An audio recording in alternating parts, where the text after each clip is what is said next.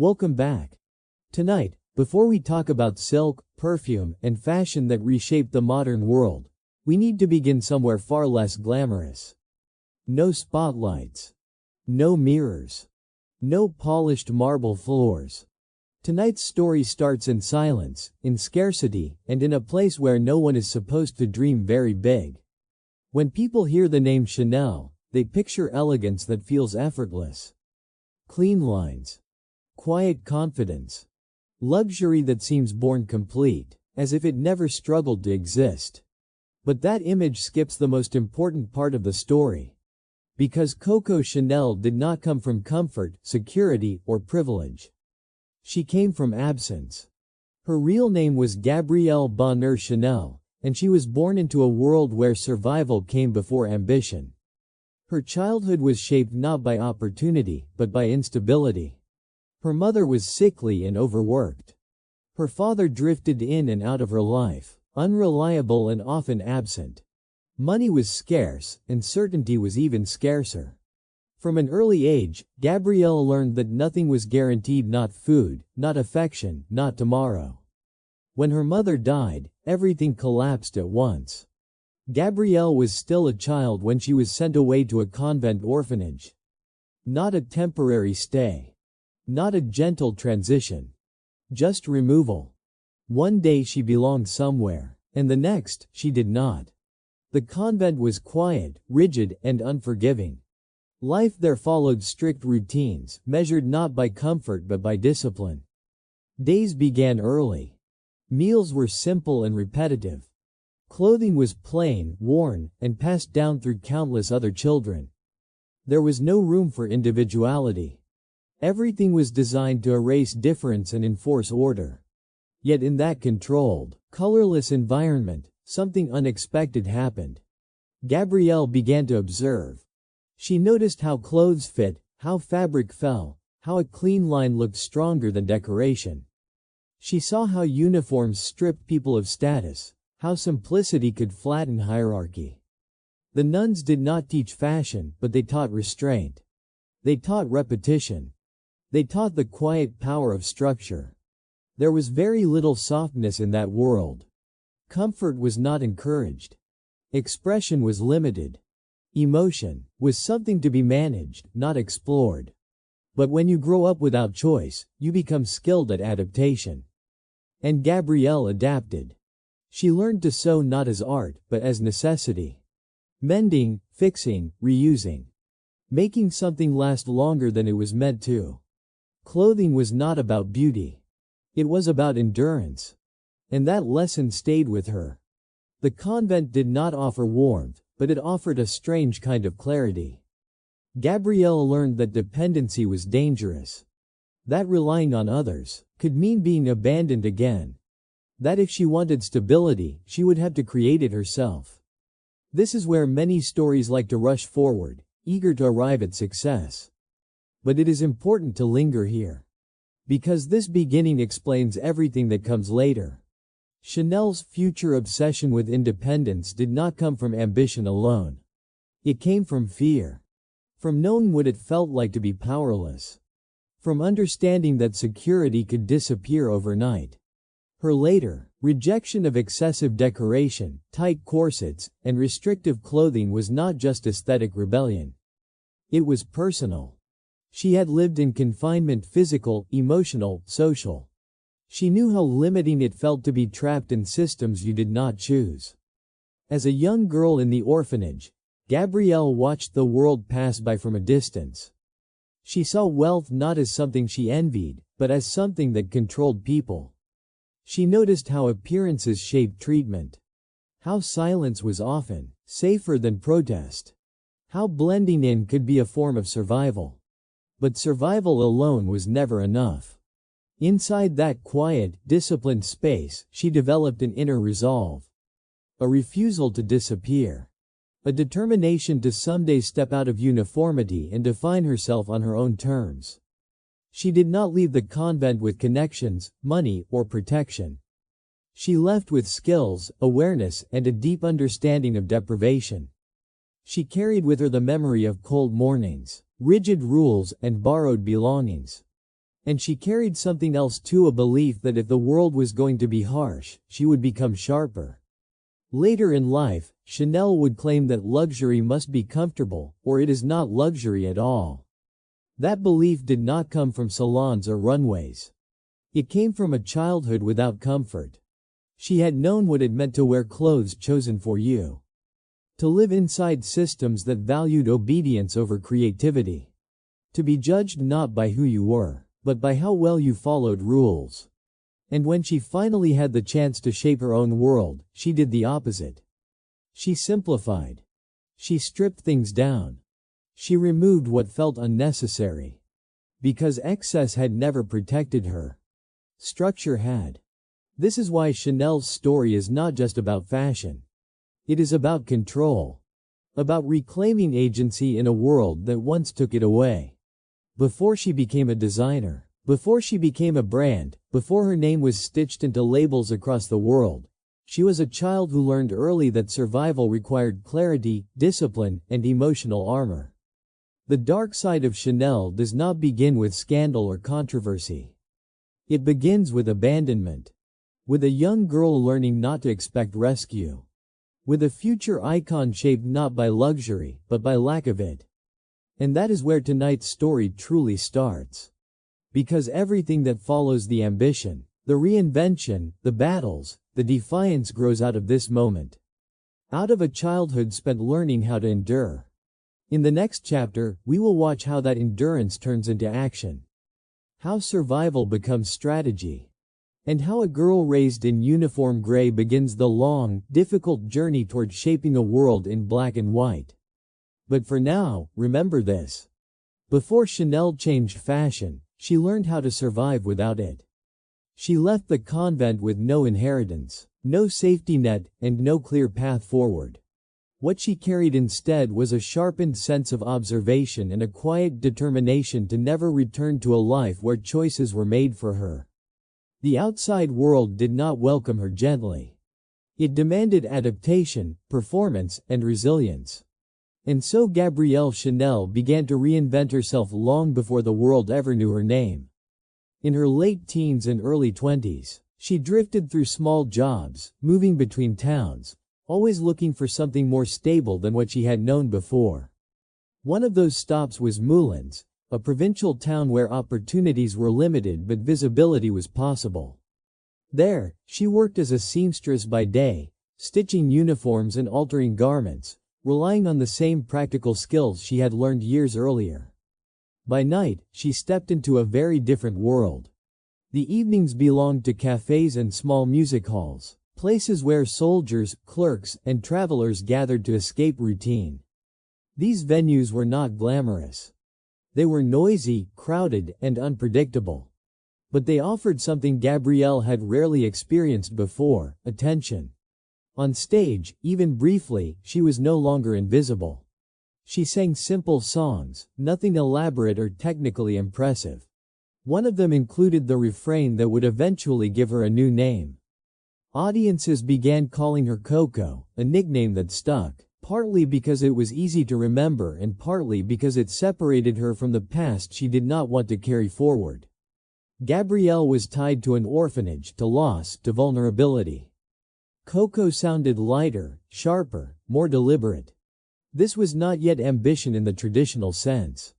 It was experimentation. Coco was testing identities, watching how people reacted, learning what drew interest and what was ignored. The stage taught her lessons that had nothing to do with music. She learned how posture changed perception, how confidence could be performed even when it was not fully felt, how simplicity could stand out in a room full of noise. She also learned the limits of that world.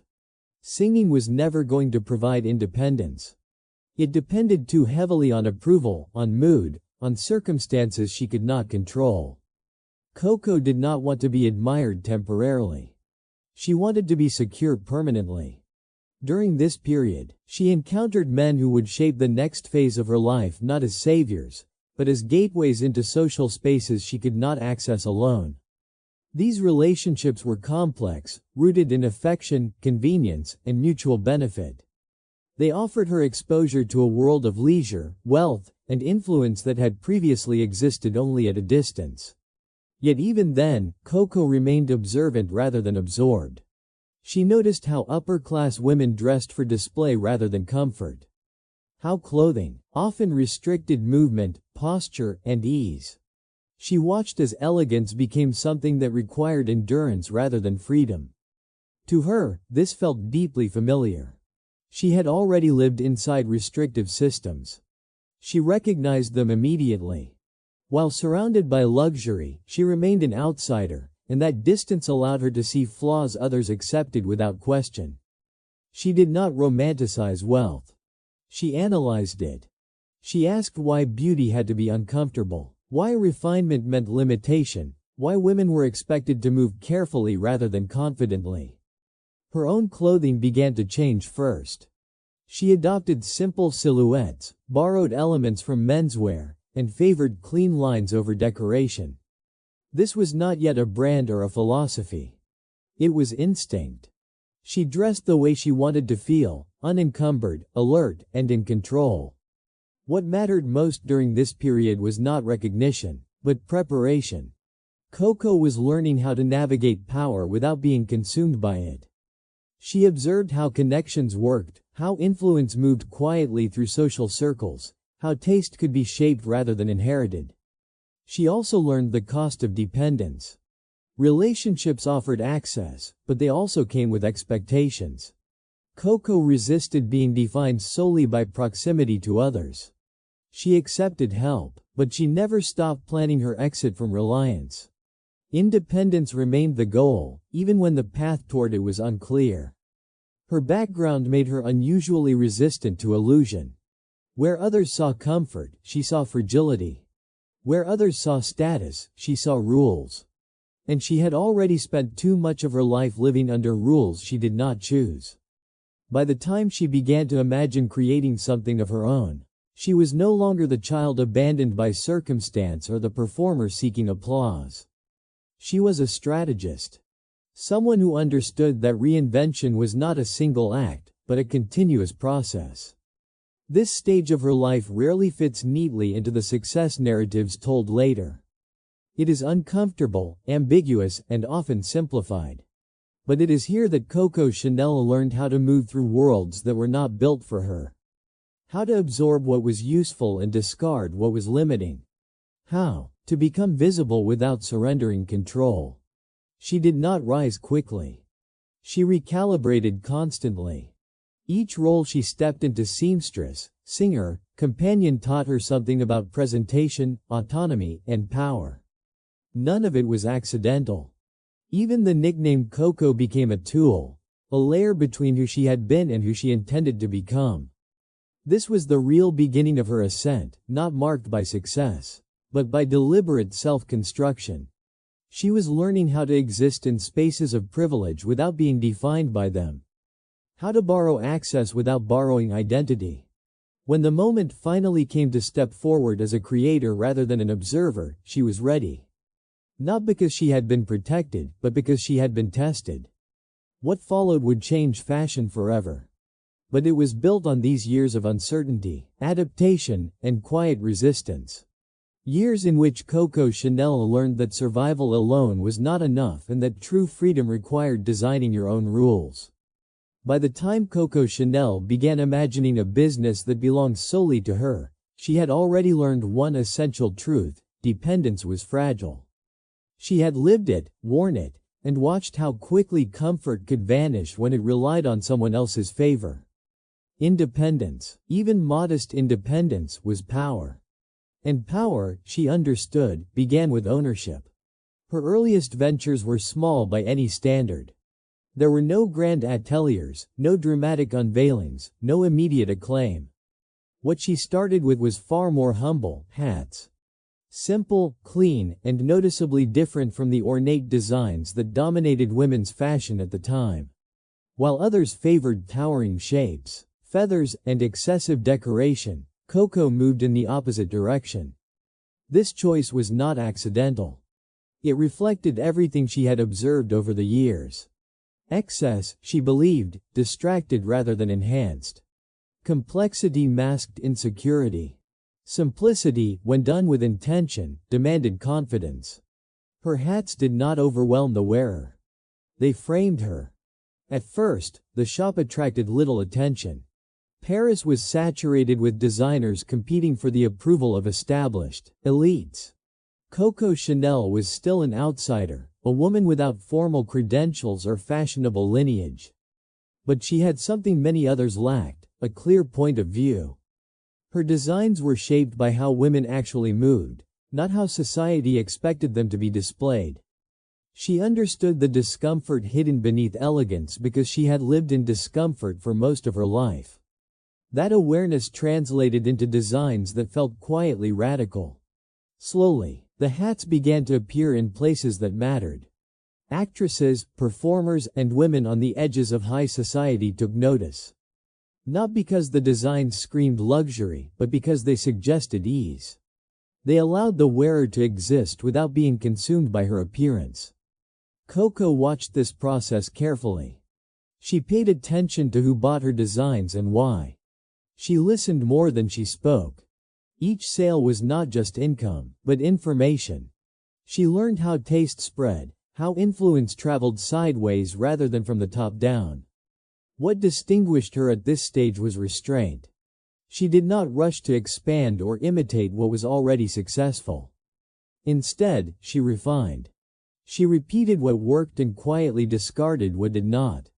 This patience, unusual in a world obsessed with visibility, gave her control over her own direction. Behind the scenes, the work was exhausting. There were long days, financial uncertainty, and constant pressure to adapt without compromising her vision. Coco handled logistics, design, and presentation herself. She was not building an image yet. She was building a foundation. Her approach to business was shaped by scarcity. Having known instability, she avoided unnecessary risk. She focused on sustainability rather than spectacle. Every decision was measured against one question: does this increase freedom or does it reduce it? As her reputation grew, so did external interest. People began to project meanings onto her work that she had not explicitly stated. Her designs were described as modern, practical, even rebellious. Coco did not correct these interpretations. She understood that mystery could be useful. Let others define the movement. She would define the structure. This period marked a subtle shift. Coco was no longer simply reacting to the world around her. She was shaping it, quietly and deliberately. Each hat, each interaction, each choice reinforced her belief that style could be a form of autonomy rather than ornamentation. Importantly, she did not frame her work as a statement against tradition. She simply ignored tradition when it did not serve her purpose. This indifference unsettled critics more than open defiance ever could. Her growing success also changed how she was perceived socially. She was no longer merely present in elite circles. She was useful to them. Her designs enhanced their image, and that utility translated into influence. Coco understood this dynamic well. She accepted recognition without surrendering authorship. As demand increased, so did the pressure to conform. Advisors suggested embellishments. Partners proposed expansion strategies that prioritized visibility over coherence. Coco resisted. She had waited too long to gain control to lose it now. The business became more than income. It became proof. Proof that she could create stability from intuition. That she could exist in the center of fashionable society without mimicking it. That her instincts, sharpened by years of observation and restraint, were reliable. This stage of her journey is often overshadowed by later breakthroughs, but it is here that her philosophy solidified. Fashion, to Coco Chanel, was not about impressing others. It was about removing obstacles. About allowing women to move, breathe, and act without being constrained by expectation. She was still far from redefining the industry. But she had crossed an irreversible threshold. She was no longer dependent. She was no longer testing identities. She was building one. And with each quiet success, She moved closer to something larger than she had originally imagined, not just a brand, but a new language of elegance rooted in freedom rather than display. By the time Coco Chanel began expanding beyond hats into clothing, the world of fashion was rigidly defined. Women's garments were constructed to shape the body into an ideal that prioritized appearance over comfort. Corsets restricted breathing. Heavy fabrics limited movement. Decoration mattered more than function.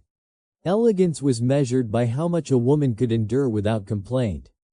Coco had little patience for that logic. She had spent her life navigating systems that demanded silence and compliance, and she had no interest in recreating them through clothing. To her, elegance that required discomfort was not elegance at all. It was performance. And she believed women deserved more than that. Her earliest clothing designs reflected this belief immediately. She favored soft, flexible fabrics that moved with the body rather than against it. Jersey, once considered unsuitable for women's fashion, became one of her preferred materials. It was practical, breathable, and honest. Critics initially dismissed it as plain, even unfinished. Coco ignored them. She was not designing to impress fashion authorities. She was designing to solve problems. How could a woman walk freely, sit comfortably, move through her day without constant adjustment? These questions guided her work more than trends or seasonal expectations. The silhouettes she introduced were understated. Lines were clean. Decorations were minimal. Instead of forcing the body into a predetermined shape, her clothing followed natural form. This approach challenged deeply ingrained ideas about femininity. To some observers, it felt unsettling. Clothing was no longer announcing status loudly. It was suggesting confidence quietly. Women who wore her designs often described a subtle shift in how they felt. They stood differently. They moved more easily. They stopped thinking about their clothes and started thinking about themselves. That effect was not accidental. Coco believed that true style disappeared into the wearer, leaving presence behind. Her designs also blurred boundaries that had long been treated as fixed. Elements traditionally associated with men's clothing began appearing in women's wardrobes. Straight cuts, tailored jackets, functional pockets. These were not statements made through words, but through wear. What mattered to Coco was not rebellion for its own sake, but balance. She did not reject femininity. She redefined it. Strength and softness were no longer opposites. Practicality did not cancel beauty. Independence did not require imitation. As her reputation grew, so did resistance. Critics accused her of stripping fashion of its artistry. Others argued that simplicity lacked imagination. Coco responded not with defense, but with consistency. She continued refining her approach, confident that time would validate her instincts. Clients returned not because her designs demanded attention, but because they fit into real lives. Women could travel, work, and socialize without changing costumes. Clothing became a companion rather than a constraint. This philosophy extended beyond garments. Coco paid attention to posture, movement, and proportion. She understood how fabric interacted with the body over time, not just in front of mirrors. Her designs aged well because they were rooted in use rather than display. Importantly, she did not market her work as revolutionary. There were no manifestos. No dramatic declarations. The change happened gradually, through adoption rather than persuasion. Women wore her designs because they felt right, not because they were told they mattered. This quiet spread made her influence harder to contain. Fashion houses that once dismissed her ideas began borrowing elements of her style. Clean lines appeared in unexpected places. Comfort became a selling point. What had once been radical slowly became normal. Coco watched this shift with a practiced eye. She understood that trends could dilute ideas if left unmanaged. Simplicity, she knew, was easy to imitate but difficult to execute well. It required discipline, restraint, and clarity of vision. Her success also forced her to confront a paradox. The more influential her designs became, the more the industry tried to define them. Labels were applied. Categories created. Coco resisted being boxed into any single identity. She did not want her work reduced to a formula. Instead, she focused on consistency of principle rather than consistency of appearance. Freedom, comfort, and confidence remained central. Everything else was flexible. This stage of her career marked a turning point. She was no longer just offering alternatives within fashion. She was altering its foundation. Elegance was no longer about excess or endurance. It was about ease, intention, and presence. The impact reached beyond clothing. It influenced how women perceived themselves in public spaces, how they moved through cities, how they occupied rooms. Fashion became a tool for participation rather than decoration. Coco Chanel did not frame this as empowerment. She simply designed as though women were already capable, already active, already complete. That assumption, more than any single garment, was transformative. By redefining elegance through simplicity, she removed barriers that had long been treated as tradition. She replaced them with choices. And in doing so, she proved that the most lasting revolutions often arrive quietly, reshaping the world not through force, but through function. As Coco Chanel's influence expanded, so did the complexity of her world. Creative freedom had brought her recognition, but recognition brought attention from forces far less flexible than fabric and form. Business, unlike design, was governed by contracts, percentages, and control. And Coco was about to learn that success carried its own kind of confinement. The perfume that would later become one of the most recognizable products in the world began almost casually. Coco wanted a scent that felt abstract rather than literal. Not flowers in a garden, not sweetness tied to a single note, but something modern and layered. A fragrance that felt like presence rather than decoration. When she was presented with several samples by a perfumer, she chose one almost instinctively. It was not planned as a revolution. It simply felt right. What followed was anything but simple. Unlike clothing, perfume required infrastructure, chemistry, and large-scale distribution. Coco understood her limitations. To bring the fragrance to market, she entered partnerships with businessmen who had the resources she lacked. On paper, the agreement promised expansion and stability. In practice, it created imbalance. The deal transferred significant control away from her, leaving her with a small share of profits from a product that carried her name. At first, Coco tolerated this. The fragrance succeeded beyond expectations, spreading internationally and reshaping how people thought about luxury and identity. But as sales soared, the terms of the agreement became impossible to ignore. Coco was no stranger to compromise, but this felt different. Her name had become an asset she did not fully own. Others were building empires on her identity while she remained on the margins of decision-making. The simplicity she valued in design was nowhere to be found in corporate structures. Resentment grew quietly. Coco began to see business as another system that rewarded visibility while limiting agency. The more famous she became, the less control she seemed to have. For someone who had built her life around independence, this was intolerable. She challenged the agreements repeatedly, seeking leverage where she could find it. Legal disputes followed, stretching over years. These battles were not just about money. They were about authorship. About whether creativity alone was enough to justify ownership in a world driven by capital. The strain of these conflicts hardened her. Coco became more guarded, more strategic. Trust, always cautious, became rare. She learned to read contracts as carefully as she once studied silhouettes. Every clause was a boundary. Every signature a risk. At the same time, her personal life remained entangled with her professional ascent.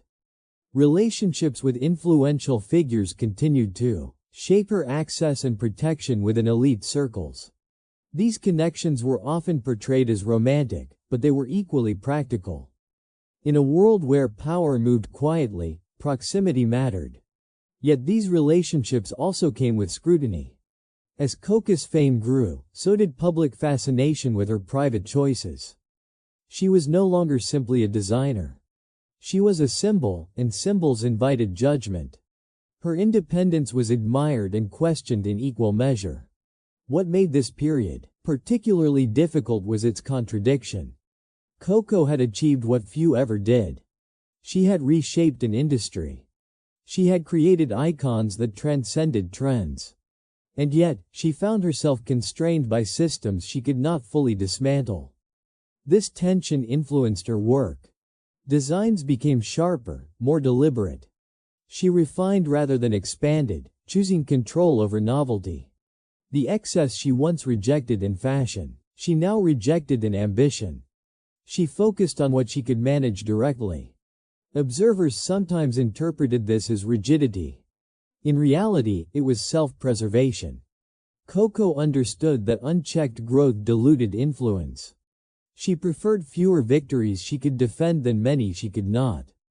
The legal struggles surrounding her perfume never fully resolved in her favor. They became a reminder that creative brilliance did not guarantee economic authority.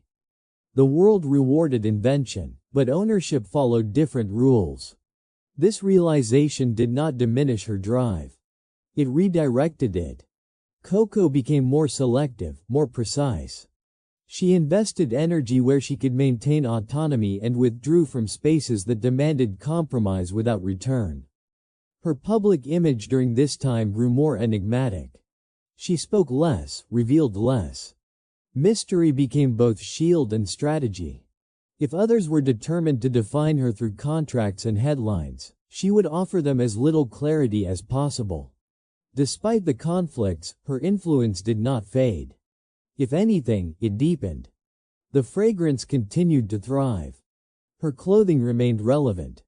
Her philosophy endured even as the structures around it strained. This period revealed a truth rarely highlighted in stories of success. Achievement does not eliminate vulnerability. It often multiplies it. The higher Coco rose, the more forces attempted to claim pieces of her work, her identity, her legacy. She responded not with retreat, but with endurance. She absorbed losses without surrendering vision. She accepted imperfections in outcome while guarding intention. Power, she learned, was not something granted permanently. It had to be negotiated constantly. And even then, it could be uneven. Yet through it all, Coco Chanel remained defined not by the control she lost, but by the principles she refused to abandon. She continued to believe that simplicity mattered. That independence was worth fighting for, even imperfectly.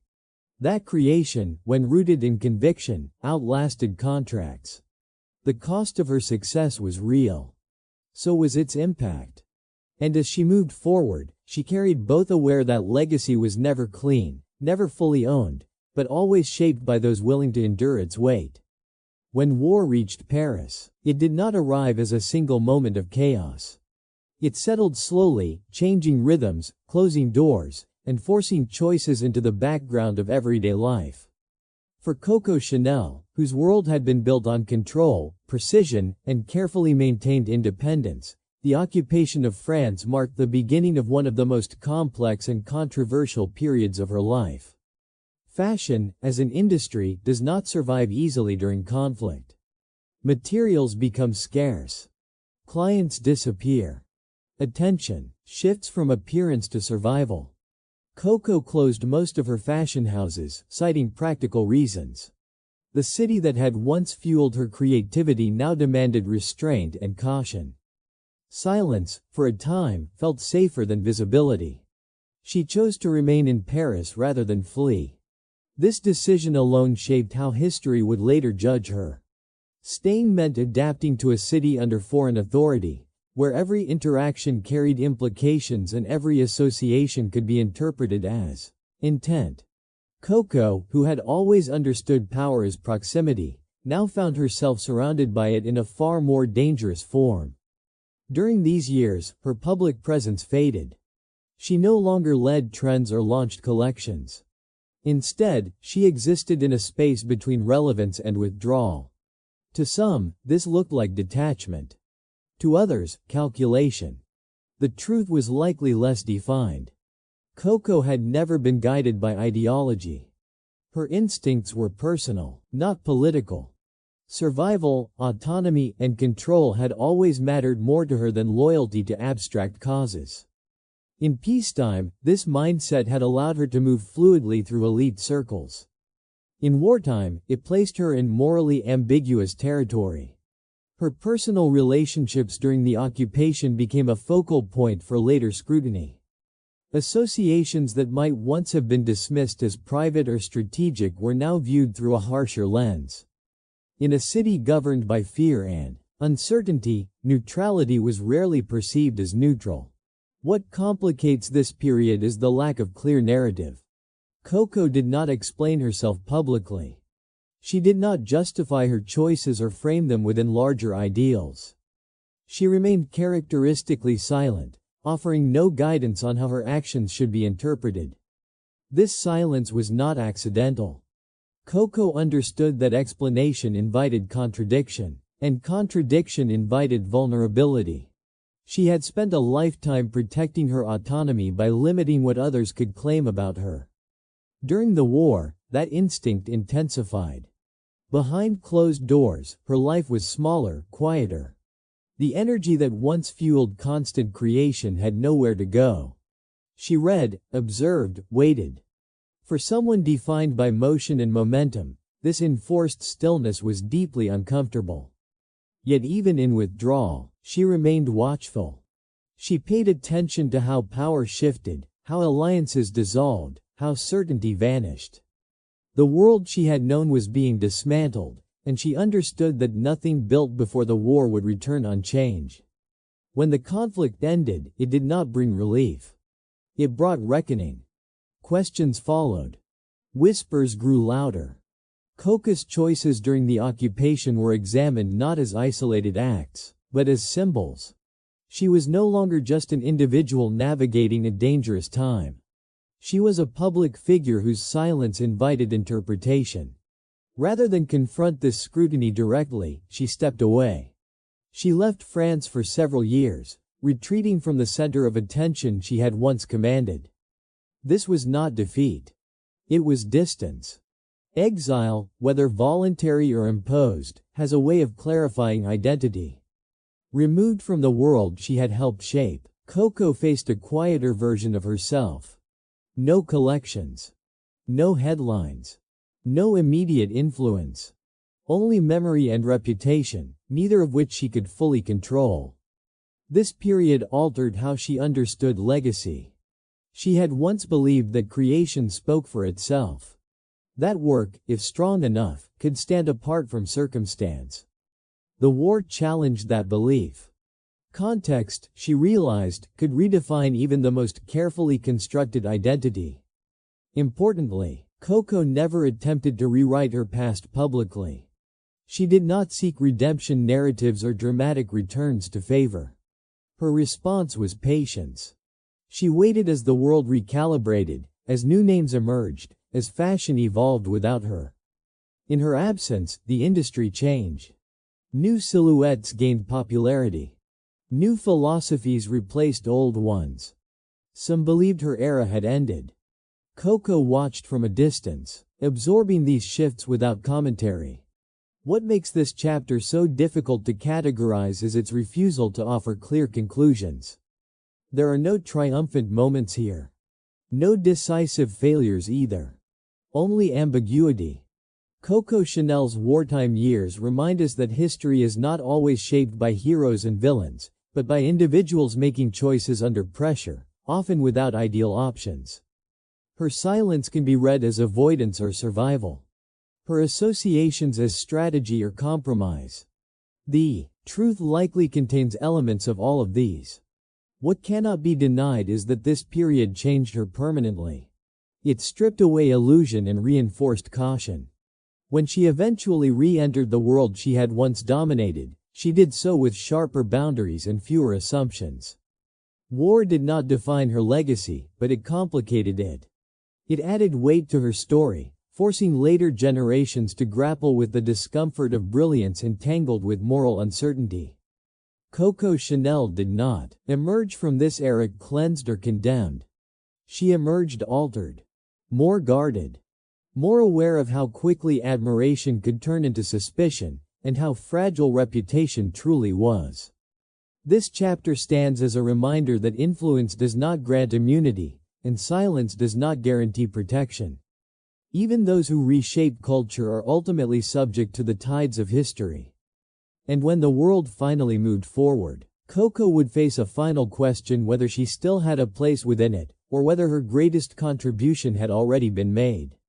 When Coco Chanel chose to return to fashion after years of absence, the industry she stepped back into barely resembled the one she had left behind. Time had moved forward without waiting for her. New designers had risen, new aesthetics had taken hold, and a world reshaped by war seemed eager for novelty rather than reflection. Many assumed her story was finished. Coco did not share that assumption. Her decision to return was not driven by nostalgia. It was driven by irritation. From her perspective, women's fashion had once again drifted toward excess.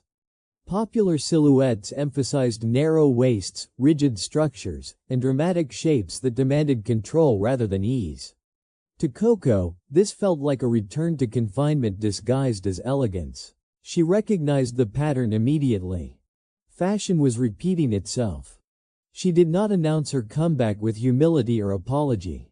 She simply reopened her house and began designing again, guided by the same principles that had shaped her earlier work: comfort, movement, clarity.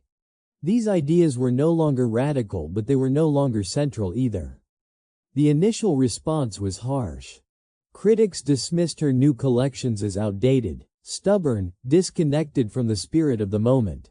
Some suggested her influence belonged to another era entirely. Coco absorbed the reaction without retreating. She had faced rejection before, and she understood something many critics overlooked: fashion responds to fatigue as much as desire. What feels exciting at first can quickly become exhausting. Restriction, no matter how beautifully packaged, eventually reveals its cost. She focused on her audience rather than her reviewers. The women who wore her designs were not chasing spectacle. They were navigating real lives: travel, work, social obligations. They wanted clothing that adapted to them, not clothing that dictated how they should move. Coco refined her signature elements: the tailored jacket, the relaxed silhouette, fabrics that held structure without stiffness, details that served function rather than decoration. These were not callbacks. They were continuations. Slowly, perception shifted. What had once been labeled old-fashioned began to feel practical again. Her designs did not demand attention. They earned loyalty. Importantly, Coco did not attempt to reclaim dominance through volume. She did not flood the market or chase trends. She curated carefully, maintaining coherence across her work. Every piece reinforced the same philosophy. This restraint became her advantage. In an industry accelerating toward constant reinvention, Coco offered stability, not stagnation, but consistency. She reminded the fashion world that relevance does not always require reinvention. Sometimes, it requires refusal. Her return also reshaped her public image. She was no longer framed as a rising figure or a revolutionary disruptor. She became something rarer, a reference point. Designers debated her ideas even when they rejected them. Her presence forced comparison. What made this stage remarkable was her refusal to soften her stance. She did not seek reconciliation with critics or reinterpret her past. She trusted that usefulness would outlast opinion. Over time, her designs regained influence not through spectacle, but through adoption. Women integrated them into daily life. They became familiar, essential, quietly authoritative. Coco Chanel's return demonstrated a different kind of courage, not the boldness of youth, but the confidence of experience. She did not chase acceptance. She waited for recognition to catch up. In doing so, she challenged one of fashion's most persistent assumptions, that innovation belongs only to the new. She proved that clarity, once earned, does not expire. Her relevance was no longer tied to being ahead of her time. It was tied to understanding time itself: cycles, repetition, fatigue, renewal. By returning against the current, Coco did not reclaim her former position. She redefined it. She became a constant in an industry obsessed with change. And in that role, she reminded the world that progress is not always forward motion. Sometimes, it is knowing when to stand still and trusting that the world will eventually meet you there. As Coco Chanel aged, her relationship with her own legacy grew increasingly complex. Success had given her influence, but influence came with interpretation, and interpretation rarely followed intention. The name Chanel no longer belongs solely to the woman who created it. It had become a symbol, a business, and a narrative shaped by forces far beyond her control. Coco understood this earlier than most. She had watched others profit from her ideas, reinterpret her work, and attach meanings she never explicitly claimed. Some of these interpretations aligned with her vision. Others distorted it. What troubled her most was not disagreement, but dilution. She believed that style lost power when it became explanation heavy. Once something needed justification, it had already drifted from instinct. This belief shaped how she approached her later years. She spoke less publicly about her philosophy, choosing action over commentary. Let the work remain visible. Let interpretation remain uncertain. Behind the scenes, however, she was deeply concerned with continuity. She paid close attention to how her designs were presented, how her name was used, and how future collections might be framed. Control, once physical and immediate, now required delegation and trust, two things she found difficult. Coco had always been self-directed. The idea that others would eventually carry her vision forward unsettled her. She worried that without restraint, the brand could become ornamental rather than intentional. That it could drift toward spectacle, abandoning the principles that had defined it. This anxiety was not unfounded. As her reputation solidified, there was increasing pressure to preserve her work as heritage rather than practice. Museums, retrospectives, and tributes began to frame her contributions as historical rather than living. Coco resisted this quietly. She did not want to be archived while still alive. To her, relevance meant participation. As long as she was designing, adjusting, refining, she was present. The moment her work became untouchable, it risked becoming irrelevant. Her personal world during this time was narrow. Many relationships had faded. The pace that once sustained her had slowed. Work became both anchor and refuge. Routine offered structure. Creation offered clarity. She lived surrounded by familiar objects, symbols of a life shaped deliberately. These spaces were not nostalgic displays. They were functional environments where she could think, observe, and remain grounded in her instincts. Coco rarely expressed regret openly. When she did reflect on the past, it was not with sentimentality, but with assessment. What had worked? What had cost too much? What had been necessary? She did not seek forgiveness from history. She sought coherence. As discussions about her life grew more polarized, she maintained distance. Praise and criticism alike were met with silence. She understood that engagement would only feed narratives she could no longer direct. What mattered to her was endurance. Not personal admiration, but the survival of ideas. Clothing that allowed movement. Style that suggested strength without force. Elegance that did not require explanation. In this sense, Coco Chanel viewed legacy less as memory and more as behavior. If women continued to dress with intention rather than obligation, her work remained alive. If fashion continued to prioritize appearance over agency, then her influence had failed regardless of how often her name was spoken. This perspective stripped legacy of romance. It became practical, functional. Either the work endured through use, or it did not. As the years passed, Coco became more selective, more inward. She no longer needed to prove relevance. She needed to protect meaning. The two were not the same. When she finally stepped away from active creation, it was not with ceremony. There were no final declarations or symbolic closures. Just absence. The same quiet presence she had cultivated throughout her life now transformed into quiet departure. Her name would continue to circulate, expanding beyond her control, shaped by markets, culture, and time. Coco accepted this without illusion. She had never believed ownership was permanent. What she believed in was clarity. And clarity, once established, could outlive its creator. The weight of the Chanel name would grow heavier with each passing decade. But beneath layers of branding and interpretation, the core remained unchanged. Simplicity, freedom, intent. Coco Chanel did not leave behind a perfect legacy.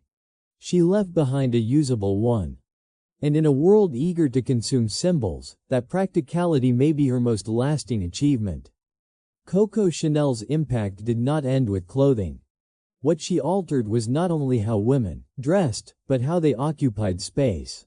Before her influence became widespread, fashion often dictated posture, pace, and presence. Movement was constrained. Comfort was secondary. Clothing shaped behavior. Chanel reversed that relationship. By removing physical restrictions, she allowed women to move differently. To walk faster. To sit without adjustment. To exist without constant self-correction. These changes may seem subtle, but over time they reshaped daily experience. Clothing no longer demanded attention. It supported action. This shift influenced more than wardrobes. It affected confidence.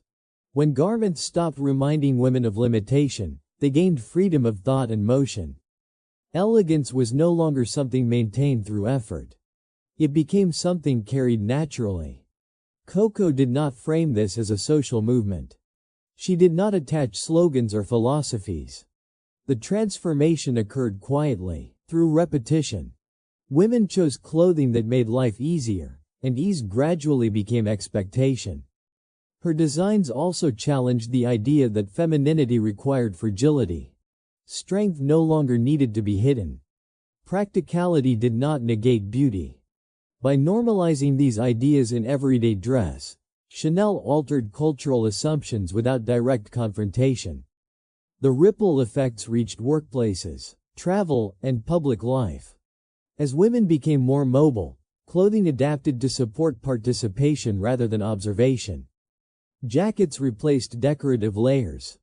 Pockets replaced ornament. Structure replaced stiffness. Chanel's influence also normalized the blending of traditionally separated styles. Elements once labeled masculine became neutral. This did not erase distinction, but it softened boundaries. Choice expanded. Importantly, these changes were not universal or immediate. Resistance existed. Some viewed simplicity as a loss of refinement. Others saw comfort as laziness. But utility proved persuasive. Over time, function earned legitimacy.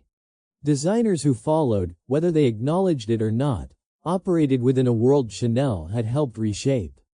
The assumption that clothing should accommodate life rather than restrict it became baseline rather than exception. Even outside high fashion, the philosophy persisted. Ready-to-wear clothing adopted cleaner lines. Everyday wardrobes became more versatile. The expectation that style could coexist with ease took root across social levels. Coco's work also influenced how women related to trends. Instead of chasing constant novelty, her designs encouraged continuity. Pieces could be worn across seasons, contexts, and years. Style became cumulative rather than disposable. This approach fostered a different relationship with appearance. Clothing became personal rather than performative. An extension of identity rather than a response to external pressure. Over time, this mindset outlasted specific silhouettes. Even as trends shifted, the underlying principle remained. Freedom first. Decoration second. Chanel's influence extended into language as well. Terms like effortless and timeless gained prominence, reflecting values she had championed long before they became fashionable descriptors. What makes this influence remarkable is its invisibility. Many who benefit from it do not associate it directly with her name. The changes feel natural, inevitable. That is the mark of lasting impact. Coco Chanel did not need constant recognition to shape behavior. Her ideas embedded themselves into daily routines, quietly redefining norms.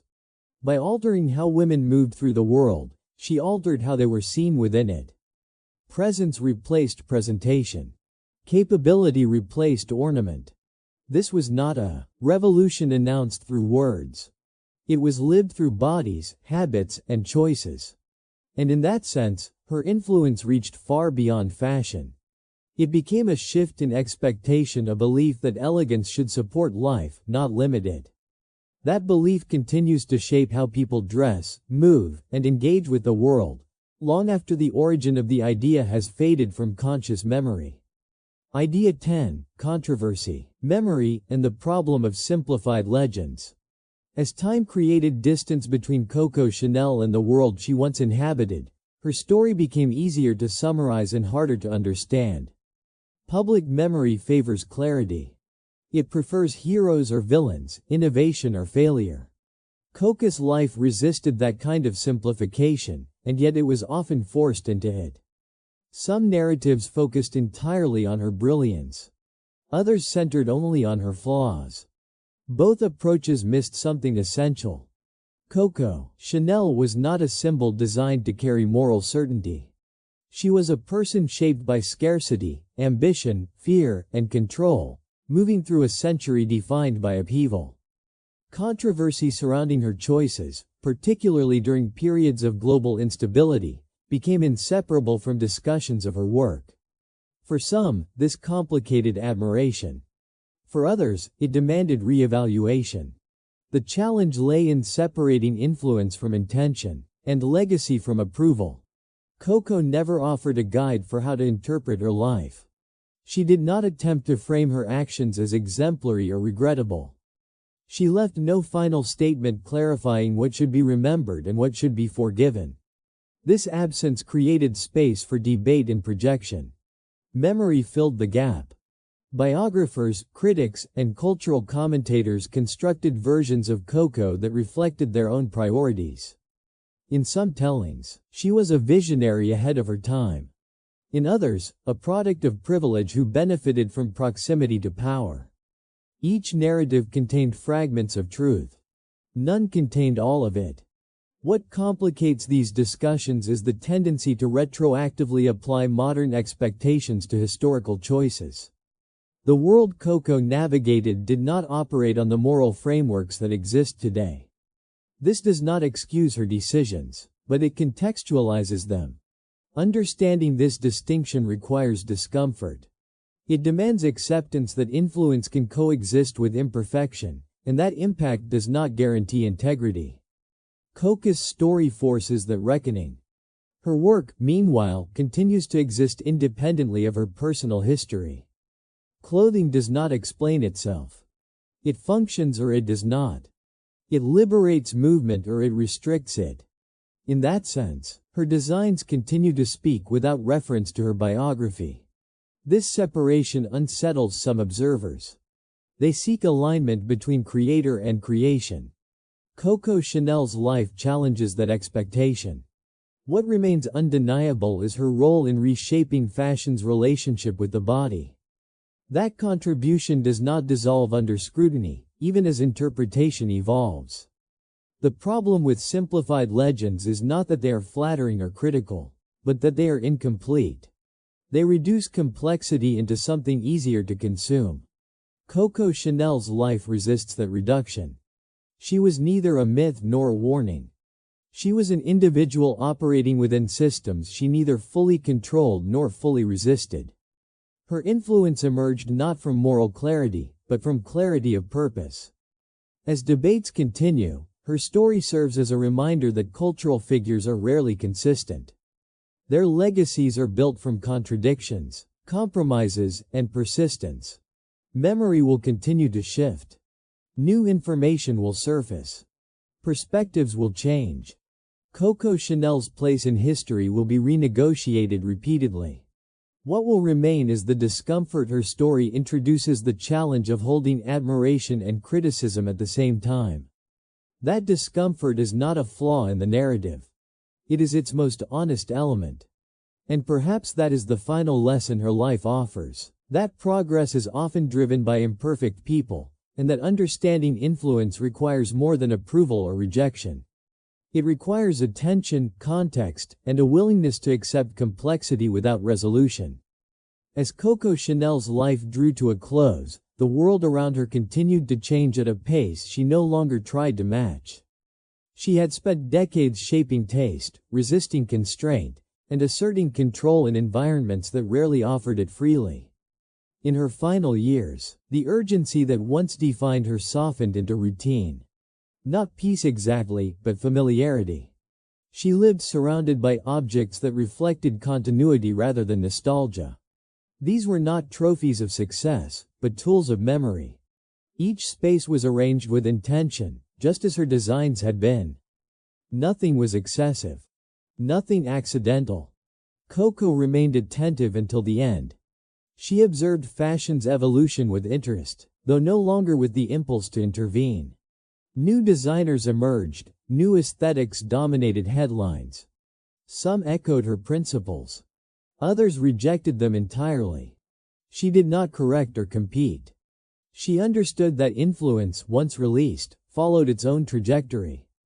Her absence from public life during these years did not diminish her presence. In fact, it intensified it. The less she spoke, the more her image solidified. Silence, which had once been a strategy, became a condition. When she passed, there was no dramatic rupture. Fashion did not stop. The world did not pause. And yet, something shifted. Coco Chanel transitioned fully from participant to reference. From living figure to enduring symbol. This transformation changed how her work was handled.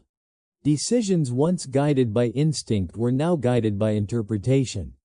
Others began to ask what she would have done, how she would have responded, what aligned with her philosophy. These questions had no definitive answers. The symbol of Chanel grew larger than the woman who created it. Layers of meaning accumulated. Commercial, cultural, historical. Her name became shorthand for elegance, restraint, and authority, even as those qualities were adapted to new contexts. This symbolic expansion carried risk. As distance increased, simplification followed. The contradictions that defined her life became less visible. The discomfort her choices created was often softened or reframed.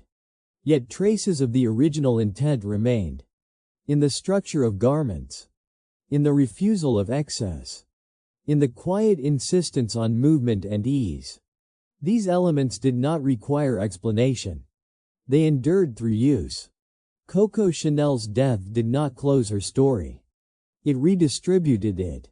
Her influence no longer depended on her presence. It was embedded in systems, habits, and expectations. Designers responded to it whether they acknowledged it or not. Consumers absorbed it without conscious reference. This is how symbols function. They outgrow origin. They detach from biography. They become part of collective language. What distinguishes Coco Chanel's transformation into a symbol is the tension that remains beneath the surface. Admiration exists alongside critique. Legacy alongside controversy. These elements do not cancel each other. They coexist. Her life did not resolve neatly. It did not offer final clarity. And perhaps that is why it continues to provoke discussion. Symbols built on certainty fade quickly. Symbols built on complexity endure. In the end, Coco Chanel left behind more questions than answers. Not about fashion, but about influence, autonomy, and the cost of shaping the world according to one's own terms. Her life closed quietly. Her impact did not. And in that transition from individual to Symbol her story entered a space where it would no longer be controlled, only interpreted. Long after Coco Chanel became a name spoken without context, stripped of time and circumstance, what remains most clearly is not a silhouette, a perfume, or a logo. It is an idea. Quiet, persistent, and still unresolved. Freedom. Not freedom as a slogan, but freedom as a practice. Coco's life never followed a clean arc. It did not move steadily upward, nor did it resolve into clarity at the end. It advanced in fragments through resistance, reinvention, compromise, withdrawal, and return. What tied these phases together was not morality or consistency, but a relentless refusal to be constrained by definitions imposed from outside. She did not begin with a mission to liberate women. She began with a need to survive. Yet survival sharpened her instincts. It taught her to identify what restricted movement physically, socially, psychologically, and to remove those barriers wherever she found them. In clothing, this meant rejecting structures that demanded endurance instead of ease. In work, it meant resisting dependence, even when independence came at a cost. In life, it meant choosing control over comfort, even when that choice invited criticism. These decisions were not always admirable. They were not always generous. But they were deliberate. That deliberateness is what makes her influence endure. Coco Chanel did not promise perfection. She offered functionality. She did not ask to be followed. She simply built alternatives and allowed others to decide whether they were useful. Over time, usefulness proved more persuasive than ideals. Her designs succeeded not because they were revolutionary in appearance, but because they aligned with how people wanted to live. They acknowledged motion, work, travel, and autonomy long before those values became fashionable language.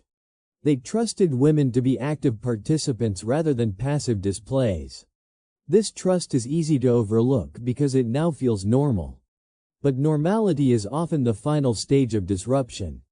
What complicates her legacy is that the same instinct for control that fueled her creativity also shaped her personal choices in ways that resist admiration. She did not seek moral coherence. She sought agency. And agency, when pursued without restraint, leaves marks. History is uncomfortable with figures like Coco Chanel because they force separation between impact and approval. They demand that we acknowledge contribution without absolution, and influence without idealization. Her story reminds us that cultural change is rarely delivered by flawless messengers. It arrives through individuals responding to their circumstances with clarity, persistence, and self-interest that sometimes aligns with collective benefit. What remains, then, is not a verdict. It is a question. What does freedom look like when stripped of narrative? When it is not framed as heroism or rebellion, but as daily practice. When it is embedded in objects, habits, and expectations rather than speeches. Coco Chanel's answer was pragmatic. Freedom is the ability to move without apology. To choose without justification. To exist without constant adjustment to someone else's design. That idea outlived her.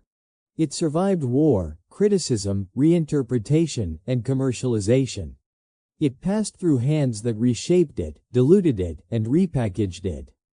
Yet at its core, it remains intact.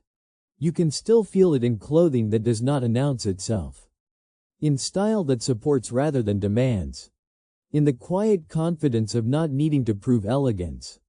Coco Chanel did not leave behind a clean legacy. She left behind a usable one. And perhaps that is the most honest measure of influence, not whether it inspires agreement, but whether it continues to shape how people live, long after the origin of the idea has faded from view. In the end, Coco Chanel's story is not one of purity, redemption, or simple triumph. It is a story of tension between creation and control, independence and compromise, vision and consequence. She built a world that allowed women to move more freely, even as she herself moved through morally complex terrain.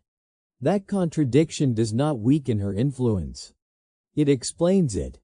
History often wants its figures clean and easy to categorize. Chanel resists that.